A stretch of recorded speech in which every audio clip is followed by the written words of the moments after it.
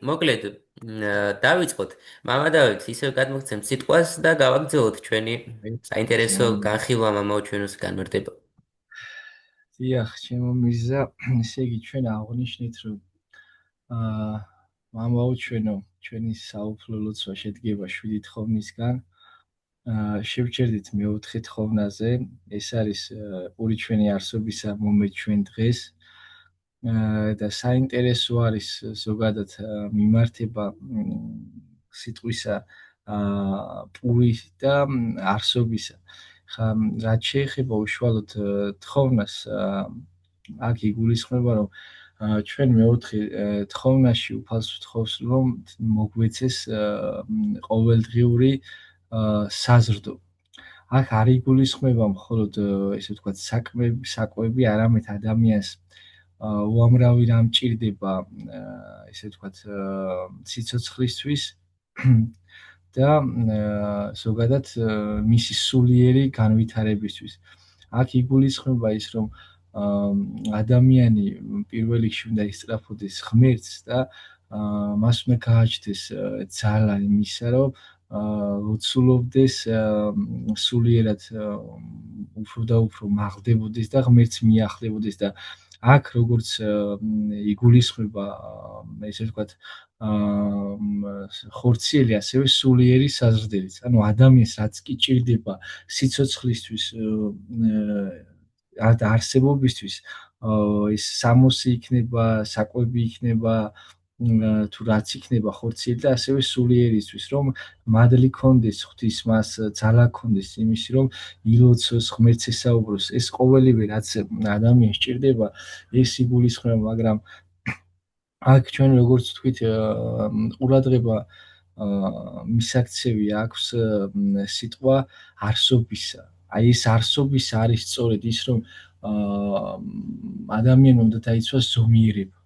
ანუ არსებობისთვის რაც გვჭირდება და არა ზედმეტი. აი ეს არის ძალიან საინტერესო, რომ ადამიანს რაც ჭირდება, აი ეს უნდა თხოვს უფალს ყოველდღიურად არსებობისთვის რაც ჭირდება და წმინდა იოანე ოქროპირი ამბობს ისეთ რაღაცას, რომ ჩვენ არ შეგვიძლია ღმერთს ვევედროთ რაიმე განცხრომისათვის, სიმდიდრისათვის, იმისთვის, რომ აი ჩვენი ესე ვთქვათ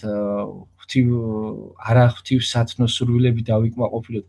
არამედ პირიქით ჩვენი ესე ვთქვათ საზრდოთი რაც იქნება, რომ ესე ვთქვათ გავზარდოთ ჩვენში, ესე ვთქვათ განვამრავლოთ ღვთის მადლი და ღვთის ნიჭები, რომ რაღაც რაც მოგვეცემა ზომიერად კიდევ ვიშრომოთ, ვიღვაწოთ და აღმაღლდეთ სულიერად და გარდა ამისა კიდევ იოანე ოქროპირი წერს ესეთ რაღაცას ამ მუხლთან, თხოვნასთან დაკავშირებით, რომ როგორ შეგიძლიაო შენ, ესე იგი, ადამიანმა მით უმეტეს, როცა ქრისტიანული ცხოვრებით ცდილობ, ესე ვთქვათ, იცხოვრო, მაგრამ ვინც ცდილობს, ეს კიდე მეორე საკითხია, რამდენად ესე ვთქვათ, აი ესეთ რაღაცას თხოვს უფალს, მაგრამ ყოველ შემთხვევაში როგორ შეიძლება ადამიანმა ქრისტიანი უწოდო ადამიანმა საკუთარ თავთავი და ღმერთს ევედრებოდეს სამომავლოდ, ესე ვთქვათ, შენი განცხრომისთვის რამეს, როცა არც კი იცი ხვალინდელი დღე დაგიდგება შენ თუ არა.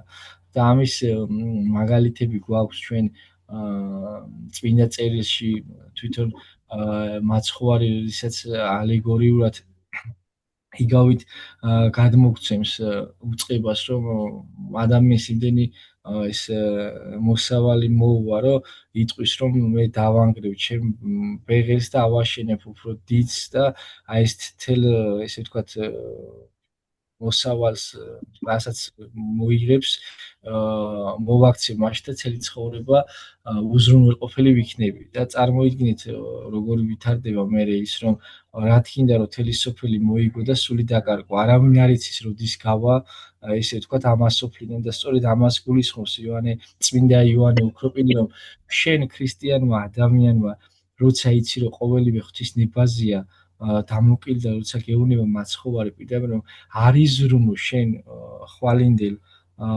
დღეზე, რადგან შროშანიც კი, ესე ვთქვათ, წარმოიდგინეთ, ესე ველის შროშანს როცა საუბრობს მაცხოვარი, რომ ამაზეც კი ზრუნავს და ჩიტზეც კი ზრუნავს ღმერთი და შენზე მით უმეტეს ზრუნავს შემოქმედის ესე ვთქვათ შესაქმის გვირგვინზე ნუ იზამ ისე რომ შენ სამომავლოდ რაღაცა თხოვო უფალს განსაკუთრებით სიმდიდრე და ასე შემდეგ რასაც ჩვენ გვჭირს ხშირად რომ აი რაღაცებს ესე ვთქვათ ვერ ვიაზრებთ რომ აი რაღაც ისეთ რამეს ვთხოვთ უფალს რომ აი ეს არც კი არის სათხოვარი პირიქით ძალიან ისეთი მდგომარეობა გვაქვს რომ ისე თქვი სამწუხაროდ ისეთი რომ გაუაზრებელი ესე ვთქვათ არასიღმისეული ადამიანისთვის და მე მინდა ვთქვა რომ ხშირად არ ვფიქრობ ჩვენ იმაზე რამდენად მნიშვნელოვანია აზროვნება. წარმოიდგინეთ რომ ადამიანი შეიქმნა ღვთის ხატად და მსგავსად. ღვთის და ხატება და მსგავსება და რა არის ხა ეს ხატება? ხატებაში რა იგულისხმება? იგულისხმება მოაზროვნეობა. ანუ ადამიანი წარმოიდგინეთ მოაზროვნე არსებაა, შემოქმედი, არჩევნის უნარიანი, რის გამოც ეწოდება ღვთის ხატი და მსგავსი. და წარმოიდგინეთ ეს ფუნქცია რომ დაკარგოს ადამიანმა. აი როგორი მდგომარეობაა, აი საათი რო ავიღოთ, აჩვენებს დროს და ეს საათი გაფუჭდა. ანუ დაკარგა მისი ფუნქცია გადასაგდებია. მიუხედავად ამისა, რომ გაფუჭებული საათი აჩვენებს ესე ვთქვათ 24 საათიან ციკლში, მას ფუნქცია მაინც დაკარგულებს. ესე ადამიანი, ადამიანი რომელიც დაკარგავს აზროვნების უნარს, შეიძლება ითქვას, რომ მას ფუნქცია დაკარგული აქვს. აი ჩვენ ამას ხშირად კი ზოგადად არც ვფიქრობთ ახსარებაშიც არ ვაბარებთ, რომ ეს ინერციული ცხოვრება დაუფიქრებელი რამდენად ისე ვთქვათ დამანგრეველია ჩვენთვის და ეს თვითონ პური ჩვენი არსობისა სწორედ იმას გულისხმობს, რომ ადამიანმა ღვთის სასოებით იცხოვროს, ღვთის იმედით, აზროვნებით იცხოვროს და აი ეს აზროვნებაში კონდეს ის, რომ ღმერთი არის შემოქმედი, ყოველივეს მომცემი, მოწყალე და ის მას არაფერს არ დააკლებს. განსაკუთრებით ისეთ ადამიანს, რომელიც ცდილობს, რომ ღმერთს მივახლოს, ისეთ ადამიანს ღმერთი არაფერს არ დააკლებს. ნუ ჩვენ შევეხებით სწორედ აქ არის ზუსტად ესე ვთქვათ მე-6 და მე-7 თხოვნაში უშუალოდ განსაცდელის შესახებ, მაგრამ ეს იმას არ ნიშნავს, რომ ადამიანის განსაცდელი რომ მოდის რაღაცა ამით ადამიანს აკლდება. პირიქით, ყოველი გათენებული ესე ვთქვათ დღე და ყოველი ამომავალი მზე არის ადამიანისთვის ძალიან დიდი საჩუქარი. და ესე ვთქვათ ახალი ცხოვრების, ახალი სიცოცხლის დასაწყისი, რომ ღმერთს მივიახლოთ და სწორედ ეს იგულისხმება მეოთხე თხოვნაში, რომ ღმერთო მოგვეცი ჩვენ საარსებოდ პური და ყოველივე ის, რაც ჩვენს ესე ვთქვათ სულს ესე ვთქვათ სულიერებას აღამაღლებს, განზრდის და შენ მოგიახლებით და შენთან ყოფობას დავიმკვიდრებ და ესევე უნდა ითქვას ის, რომ განმარტებებში ჩვენ ხვდებით ესე ვთქვათ უწყებას წმინდა ზიარების შესახებ. აი წარმოვიდგინეთ, რომ ეს როცა ჩვენ ვსაუბრობთ პური ჩვენი არსობისა, აქ რა თქმა უნდა ქრისტიანმა იცის ის, რომ ღმერთთან ყოფობისთვის აუცილებელია აღმსარებლობა, მაზიარებლობა, ქრისტესთან და ქრისტეში მყოფობა, თავის ესე ვთქვათ წმინდა ლიტურგიაში მონაწილეობა, მსახურება, ქრისტეს წმინდა ხორცისა და წმინდა სისხლის მიღება და ქრისტეში დამკვიდრება და სწორედ ამის უწყება აქ და შეიძლება ითქვას, რომ ჩვენ ამით მაგალითს გვაძლევს მაცხოვარი იმისა, რომ ჩვენ უნდა ვიყოთ როგორც თქვით მოაზროვნენი და ღმერთს უნდა ვთხოვოთ ის, რომ მოგცეს არსებობისთვის საჭირო და მოგცეს ძალა, რომ ვიპოვოთ ოქროს შვალეთი. ესე ვთქვათ, შვალეთი, რომელიც ჩვენს სულს აღამაღლებს ღმერთამდე და არა დაანგრევს. ხა რაც შეეხება მეხუთე თხოვნას, ეს არის და მომიტევენ ჩვენ თანადები, ჩვენი ვითარცა ჩვენ მიუტევებთ თანამდებთა მათ ჩვენთა და რა თქმა უნდა აქ იგულისხმება ღვთის წინაშე ზოგადად თანანადები ეს არის ვალი. მაგრამ რატომ მოიხსენიება ეხა ესე ვთქვათ თანანადები აქ ჩვენი ცოდვები ვალად. ეს არის საინტერესო. ჩვენ ზოგადად როგორც ვთქვით, მოგვეცა წერან როგორც ვთქვით, თავისუფალი ნება მოგვეცა უდიდესი საჩუქარი, რათა ჩვენი არჩევანით მივიახლოთ ღმერთს და როდესაც ამას ესე ვთქვათ, გავაუკუღმართებთ და პირიქით წარმართავთ უკეთურებისაკენ, აქ წარმოჩნდება ზუსტად ჩვენი ვალი. რადგან ჩვენი ვალი, აი ვალი მოვალეობა, ანუ წარმოიდგინეთ, ჩვენი მოწოდება არის ღმერთთან ყოფობა. და წარმოიდგინეთ, აი ეხ წერან ფუნქცია ვახსენე, აი რაღაც მოგეცა, შენი მოგეცა იმისთვის სამოთხეში ყოველივე, რომ განამშვენიერო, აღორძინო და შენ პირიქით მოყვას ანგრევს, საკუთარ თავს ანგრევს შენი გაუკუღმართებული არჩევანით. როგორი მდგომარეობა ეს ხო წარმოგიდგენიათ და აქ ამიტომ არის წარმოუდგენელი ვალად ჩვენი ცოდვები, რომ ესე ვთქვათ, რისი მოვალეც ვართ, იმას არ ვასრულებთ. ანუ ღვთის წინაშე ის ყოველივე ჩვენ რაც გავიარეთ წინა მუხლებში, რომ უნდა ვიყოთ მიმბაძველები, ზეციური მამისა, უნდა ვიყოთ მოსიყვარულეები, ამას ჩვენ ყველაფერს არ ვაკეთებთ და ვიქცევით მოვალეთ ღვთისა. და სწორედ ეს არის, რომ როგორც შენ მიუტევებ ადამიანებს, ისე მოგეტევება შენც. და წარმოიდგინეთ განმარტებებში ესეთი რამ ხდება, რომ ყურადღებით უნდა იყოს ადამიანი, როდესაც ამას თხოვს უფალს. ეს არ უნდა გაიხადოს სასჯელად. ანუ რა იგულისხმება ამაში, რომ წარმოიდგინე შენ თხოვ უფალს, რომ მე მოვექცევი ისე, ანუ მინდა მოვექცი, წარმოიდგინე მინდა მოვექცევი ისე, როგორც უნდა მომექცე შენ. და ამ დროს მე რომ მოვექცე მას და არ ვაპატიო, ღმერთს თხოვ, რომ არჩენ არ ვაპატიო. ღმერთმა უქნას ეს, რომ შენ არ გაპატიოს, მოწყალება არ მოიღოს მასზე და აი ამას ძალიან დიდი დაკვირვებულება ჭირდება, რომ ღმერთმა ეს თხოვ, ანუ ადამიანმა ეს თხოვნა ღვთის წინაშე სასჯელად არ გაიხადოს და პირიქით, აი რაღაცნაირად რომ ესე ვთქვათ, აი ვთხოვოს უფალს, რომ მიმტევებელი იყოს, მასში გაზარდოს მადლიერების გრძნობა, უმადურება, ანგელოზი ესე ვთქვათ, დაკარგა და დააშორა ღმერთს და ადამიანი ხორცილი ადამიანი ხო წარმოგიდგენით და სწორედ თვითონ მაცხოვარიც ამბობს ამას, რომ აი როგორც გარდა ამ უშუალოდ საუფლო ლოცვისა, მიუტევეთ თქვენ ადამიანებს, რომ მოგიტევოთ ზეციურმა მამამ და ეს ძალიან მნიშვნელოვანია. ჩვენ წარმოიდგინეთ დილას აღამოს ლოცვებს ვკითხულობთ, შვიდგზის ლოცვებს ვკითხულობთ და ამ დროს რა წერია, იქ იმას არ ვიაზრებთ, რომ აი ადამიანი შენთან მოდის და თუნდაც არ ითანხმებოდი რაღაცაში, არ პატიო, არ უსმენ, მიმტევებელი არ ახარ. ეს პრობლემა არის და ღმერთს ვთხოვთ იმის ძალას, რომ ეს ამის ესე ვთქვათ შესაძლებლობა მოგვეცეს ჩვენი დაცემული ბუნები და თან რაღაცნაირად ვეუნებით მას, მოწიწებით რაღაცა ისე ღვთისთვის სათნოთ უნდა ვეცადოს, რომ ღმერთო მიუტევებ მე და მომიტევე, რომ მე უკეთური ვარ, ძალიან ბევრს ვცოდავ და მე მიუტევებ ჩემს მოყვას და შენც მომიტევე მე, რომ შენი მოწყალება მოვიღო და ეს ძალიან მნიშვნელოვანია და თვითონ მაცხოვარი ამბობს მათი მახარებელთან, ეს მეხუთე თავიად მივედ და დაიგე პირველად მასა შენსაო, ანუ რა იგულისხმება ზიარების ლოცვებსაც რომ ვკითხულობთ, იქ ხდება ზუსტად ისეთი ის, რომ დაიგე პირველ მაწუხებელთა შენთან. ანუ არ აქვს მნიშვნელობა შენ ადამიანს აწყენიე, იმან გაწყენია, შენ გაქვს სიმართლე მის წინაშე თუ არა, შენ უბრალოდ ეცადე, რომ მასში განაღვივო, თუნდაც მართალი იყო და ისწრებოდეს განაღვივო სიყვარული, სინდისი და მიუტევი, რომ ღვთის წინაშე მართალი იყო და შენც მოგიტევოს ღმერთს. ამას ძალიან დიდი მნიშვნელობა აქვს.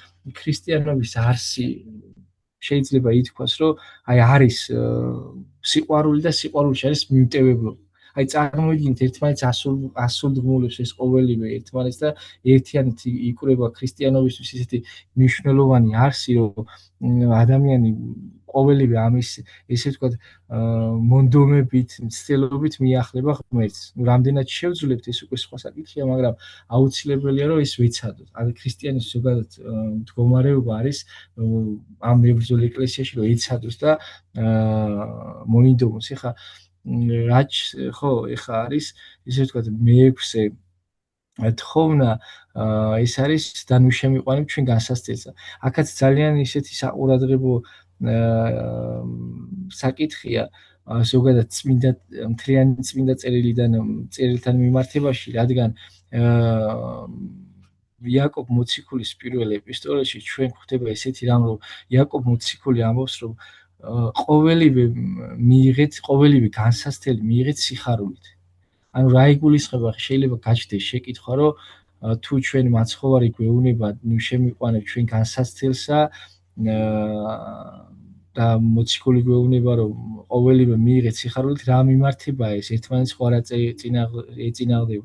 არამც და არამც პირიქით, როცა ჩვენ მაცხოვარს ვთხოვთ, რომ ნუ შემიყვანებ განსასწრელსა, აქ იგულისხმება ესე ვთქვათ პირადი არჩევნით, პირადი გაუკმართებული არჩევნით მოწევნული სიბოროტე.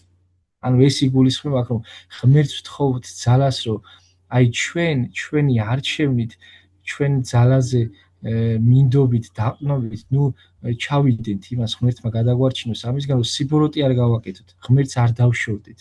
და ესე ვთქვათ ეს რაც არის განსასწრელის სახი არის ესე ვთქვათ თვით არჩევნით მოწეული განსასწრელი და არის როდესაც ღმერთი უშვებს ადამიანის გასაძლიერებლად და ეს გასაძლიერებელი განსასწრელი ესე ვთქვათ ესეთი პრიმიტიულად რომ მივუდგეთ ესეთი სიტყვებით რომ ვისაუბროთ ის რომელიც აძლიერებს ადამიანის განსასწრელი ესეთი ამის მაგალითი არის ძველი აღთქმიდან იობის წიგნი და იობის ცხოვრება.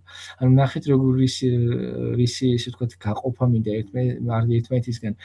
შეიძლება მოვიდეს განსაცდელი ადამიანზე ღვთის დაშვებით, რომელიც მას განაძლიერებს და აქ უნდა იყოს ხაზგასმით. აი ძალიან მნიშვნელოვნად გამოკვეთილი, რომ ღმერთი ადამიანს ისეთ განსაცდელს არ მოუვლის, რაც სიბოროტეს ჩაადენინებს. აი ნახეთ ეს მიმართება არის, რომ ღმერთი ისეთ განსაცდელს არ მოუვლის ადამიანს, რაც ჩაადენინებს სიბოროტეს. მაგრამ ადამიანი თავისი არჩევნით შეიძლება ჩავარდეს სიბოროტეში და სწორედ ეს მიმართება, რომ და ნუ შემიყვანებ ჩვენ განსასწრელსა, ანუ იგულისხმება ის, რომ მომეცი მე ძალა, შემწეობა ღმერთო, რომ ნუ ჩამადედინებ სიბოროტეს, ნუ დამაშორებ შენ თავს და ნუ აღმასრულებინებ ისეთ უკეთურებას, რომელიც ესე ვთქვათ, ყოველგვარად დამაშორებს და ესე ვთქვათ, განვრიყავს შენი წიაღიდან. ღმერთმა უქნას ეს და მოგცეს მართლაც მაგის ძალა, რომ აი საკუთარი არჩევნით არ განუუდგეთ, არ არსებობს ცოდვა და მიუტევებელი, რა თქმა უნდა, სინანულის დიდი სახე გვაქვს ჩვენ ქრისტიანულ ცხოვრებაში, წმინდა წერილში მაგალითად მოცემული და ისე ვთქვათ, არ არსებობს ცოდვა მიუტევებელი, რა თქმა უნდა, მაგრამ აქ იმაზეა საუბარი, რომ არც ის, რა თქმა უნდა, არც იმისთვის არის ადამიანი შექმნილი, რომ საერთოდ განერიყოს ღვთისწიაღიდან, მაგრამ ჩვენივე ესე ვთქვათ დაუკვირვებლობით, უყურადღებლობით, ესე ვთქვათ მცირედ მორწმუნეობით არ უნდა დავშორდეთ ესე ვთქვათ ღმერთს და სწორედ ეს არის, რომ აი ბოროტის საქმე არ აღვასრულე და არ ჩავარდე და სწორედ ეს არის მეშვიდე თხოვნა, რომ არამედ მიხსენე ბოროტისა. აქ რა თქმა უნდა სიბოროტეში თუ წინა მუხში ვთქვით, რომ განსაცდელში იგულისხმება ის, რომ მე არ გავაკეთო ბოროტი, აქ ბოროტისგან ხსნა იგულისხმება, რომ ესე ვთქვათ ეშმაკისგან გვიხსნას უფალმა. აი ბოროტში არის პირდაპირ ესე ვთქვათ ნაგულისხმები ეშმაკი დემონური ანუ დაცემული ანგელოზის საქმე მოქმედება ესე ვთქვათ, რომ აი ამისგან გვიხსნას რა. ღმერთს ვთხოვთ, რომ აი რაღაცნაირად განგვაშოროს ამას, რადგან ადამიანს რა თქმა უნდა გამოხსნის შემდეგ, მით უმეტეს რაც გამოიხსნა ადამიანური ბუნება, შეუძლია სიბოროტეზე, ცოდვაზე, ესე ვთქვათ, გამარჯვება საკუთარი ესე ვთქვათ არჩევნით და მით უმეტეს როცა მას ღმერთი შეეწევა, ანუ არჩევნიდან გამომდინარე უკეთურ არჩევანს თუ არ გააკეთებს, გაიმარჯვებს ეს იმითი, რომ ის არ ჩადის საქმეს და ბოროტის ძალის საქმეს არ აღასრულებს, მაგრამ აი ესე დემონურ ძალასთან, ეშმაკთან საკუთარი ძალებით შერკინება ადამიანი თუ არ არის აღსარებელი, მაზიარებელი, ეს ძალიან ისეთი საკითხია რა, ესე ვთქვათ, რთული და სწორედ ამას ვევედრებით ღმერთს, რომ დაგვიფაროს ეშმაკისაგან, მისი ბოროტი მანქანებისაგან და ნუ მივეცემით. არა აქვს, რა თქმა უნდა, აქ კიდევ ერთი საკითხი არის ძალიან საყურადღებო, რომ ეშმაკს არ აქვს პირდაპირ შესაძლებლობა, ესე ვთქვათ, ჩვენი ჩვენი ესე ჩვენზე მოქმედებისა. არ აქვს მას ამის ხელმწიფება ეშმაკს. მაგრამ რამდენადაც ჩვენ დავშორდებით ღმერთს და ესე ვთქვათ, ჩვენი არჩევანით მივიდრიკებით ბოროტისაკენ, იმდენად მოეცემა მას, ესე ვთქვათ, ჩვენზე მოქმედების ძალა და ღმერთს ვთხოვთ, რომ თუნდაც ჩვენი შეცდომების მიუხედავად ამ ესე ვთქვათ, ეშმაკისაგან, ბოროტისაგან დაგვიფაროს. სწორედ ამას მოიცავს მეშვიდე თხოვნა და ეს არის სადიდებელი ბოლოს, როცა ჩვენ ვადიდებთ სამპიროვან და ერთბუნებოვან ღმერთს, წმინდა სამებას, რომ მისი არის ძალა, მეუფება მთელ სამყაროში, ის არის ყოველივე შემოქმედი და ყოველივეს მაცოცხლებელი წყარო, ყოველივეს ის არის და მას განვადიდებთ და მადლობთ უფალს ყოველივესთვის, რაც მოგეცა, რაც მოგვეცა და ეს სადიდებელი როგორც ვთქვი, დღევანდელი ლიტურგიკულ პრაქტიკაში არის დამკვიდრებული, რომ აი როდესაც მამაო ჩვენოს ლოცულობთ ყოველთვის ითქმა, რომ რამე თუ შენი არ სუფევა და ძალი და დიდება მამისა და ძისა და წმინდის სულისაც და მარადის და უკუნეთი უკუნისამდე ამინ და სწორედ ამით განვადიდებთ და აღვიარებთ მას, ესე ვთქვათ, იმის ცხოველს ყოფილობას, ყოვლით შემძლეობას, გარეშე მოუწერელობას და ესე ვთქვათ, იმას, რომ ის არის ყოველივეს საწყისი. და მთლიანად შეიძლება ითქვას, რომ მაცხოვარმა ისეთი ლოცვა დაგვიტოვა, რომელიც თავისი ცხოვრებით აღასრულა. თავისი კაცობრიობი, ესე ვთქვათ, ბუნებით, თავისი კაცობრიობი ხორციელი მოღვაწეობის დროს, რაც აღასრულა მაცხოვარმა, ყოველივეს დაგვიტოვა თავისი, ესე ვთქვათ, მაგალითით. რაც უნდა გველოცა, მან ცხოვრებით აღასრულა და მოგცა იმის შესაძლებლობა, რომ ჩვენც ეს აღვასრულოთ და ღმერთმა მოგცეს ამის ძალა, ღმერთი შეგვეწიოს და როცა ის მამაო ჩვენოს ხშირად ვკითხულობთ, აუცილებელი არის, რომ გულით წავიკითხოთ თითეული ესე ვთქვათ, თხოვნა გავიაზროთ, რომ ჩვენი ცხოვრებით მისი სახელი წმინდა ვყოთ, ესე არ იყოს ისე, რომ აი წინასწარმეტყველი ესაიას 52 თავში არის, რომ ესეთი რაღაცა, რომ არე ესე ვთქვათ, წარმართებშიო, ესე ვთქვათ, წარმართებში და სხვა ხალხებშიო, თქვენი ცხოვრებიდან გამომდინარე არ იგმობოდესო ღმერთიო. და ღმერთმა მოგცეს ამის ძალა, რომ აი ჩვენ ისე ვიცხოვროთ, რომ ვინმე რომ დაგვინახავს, თქოს, რომ ეს როგორი ქრისტიანია, როგორ შეუძლია ამას საკუთარ თავს ქრისტიანი უწოდოს და ყოველი მამაო ჩვენოს დროს ეს უნდა გავიაზროთ, ისიც უნდა გავიაზროთ, რომ რაღაცნაირად შევამციროთ ამ სამყაროში სიბოროტე და აი როცა ვამბობთ მოვედინს უფევა შენი, როგორც ვთქვით, რომ აი გავდეს ჩვენი სამყოფელი ცათა სასუფეველს, რომ რაღაცნაირად საკუთარ თავზე ვიმუშაოთ და ისე მოვექცეთ სხვას, როგორც გვინდა რომ მოგვექცნენ ჩვენ. და ზოგადად აი რაც ვისაუბრეთ, აი ეს ყოველი თხოვნა, ყოველი მუხლი არის გასააზრებელი გულამდე და გონებამდე მისატანი და ღმერთმა მოგცეს ამის ძალა და შეგვაძლებინოს. ღმერთმა დაგლოცოთ, გაგახაროთ, შვიდობა გქონოდეთ ჩემო ძვირფასებო. მირზა როგორ არის დრო, კიდე გადავაჭარბეთ თუ? არა, მამაო, არა გადაჭარბება ნამდვილად არ გვაქვს. მამამ მირზა, დაასრულა. იცი რა ვქნათ, კითხვებით შეიძლება აინტერესებდეს, რა საშუალება რომ ჯერჯერობით მიჩვენოს რო ამერიკა. გვაქვს, ჩვენ ჯერჯერობით რო გვაქვს, ნუ პირველ რიგში სანამ კითხვებზე გადავალთ, კიდევ ერთხელ მადლობა მამა დავითს, რომ გამონახა ჩვენთვის დრო, აი ახლა ჩაერთო 10 წუთი დაგვრჩა ამ შეხვედრის დასრულებამდე. გამონახა ჩვენთვის დრო და შემოუერთდა ჩვენს ონლაინ საკვირაო სკოლას.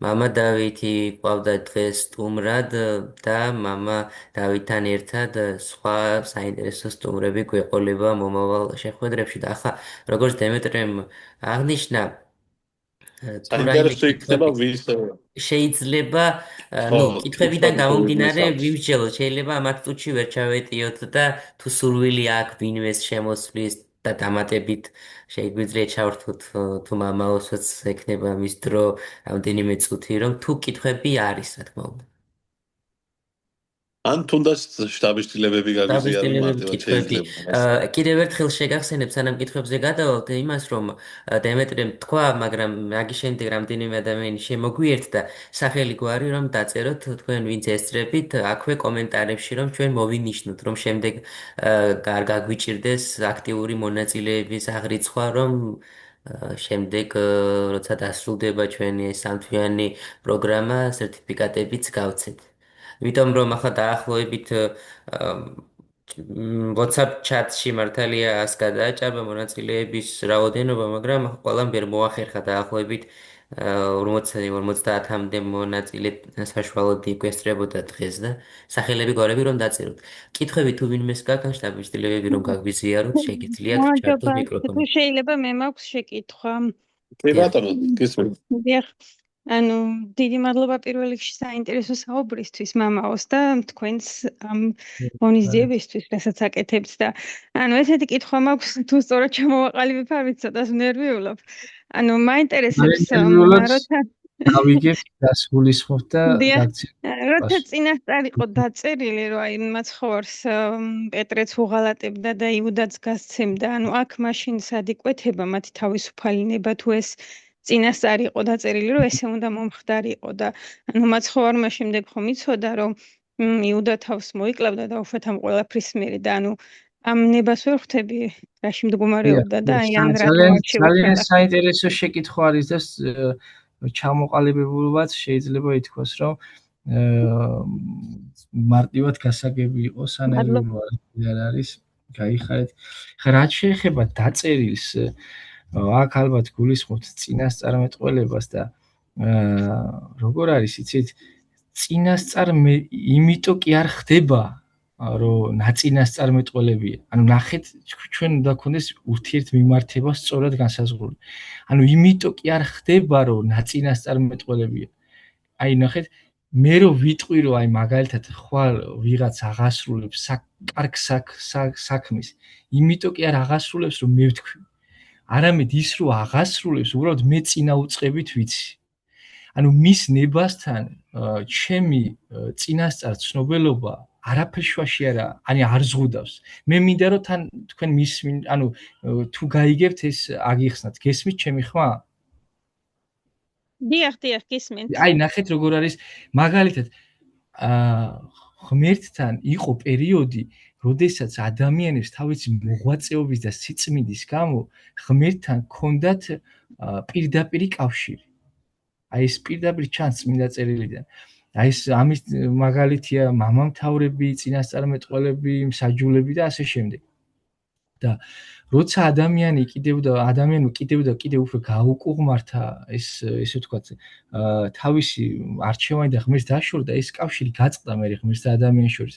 და სწორედ ნახეთ როგორ არის ღვთივ გამგზობილმა მამებმა, წინასწარმეტყველებმა თავისი ანუ ღვთის მადლით და თავისი ღმერთთან ყოფობით წინასწარ იცოდნენ, რომ ეს მოხდებოდა. მაგრამ აი ეს არ ნიშნავდა იმას, რომ მათი ცოდნა წვეთდა იმას მოხდებოდა თუ არა. მე ამიტომ მოვიყვანე ჩემი მაგალითი, რომ მე მაგალითად ვიცი, რომ ხვალ ვიღაც წავა და ვიღაცას დაეხმარება.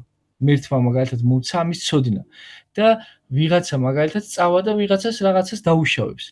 ეს მე ღმერთისაგან მეუწყა და მე ეს გავაჟღერი, მაგრამ ეს იმას არ ნიშნავს, რომ იმის თავისუფალი ნება შეიზღუდა. მიხვდით? იუდასაც და სხვა მოციქულებსაც ყოველთვის ჰქონდა არჩევანი. აი ეს როგორ არის, იცით?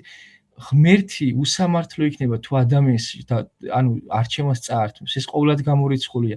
იუდასაც და ყველა მოციქულსაც ნებისმიერ ადამიანს აქვს არჩევანი, მაგრამ როგორ განავითარებს, ეს უკვე სხვა საკითხია.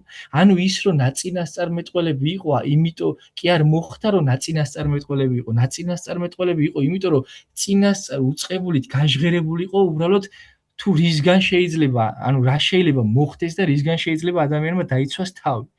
და ეხლა ის უკვე ის სხვა საკითხია, ანუ ესე ვთქვათ, ადამიანის გონებისთვის თუ იუდა არ გაცემდა, ვინ გაცემდა და ასე შემდეგ, მაგრამ იუდამ ეს არჩევანი თვითონ გააკეთა.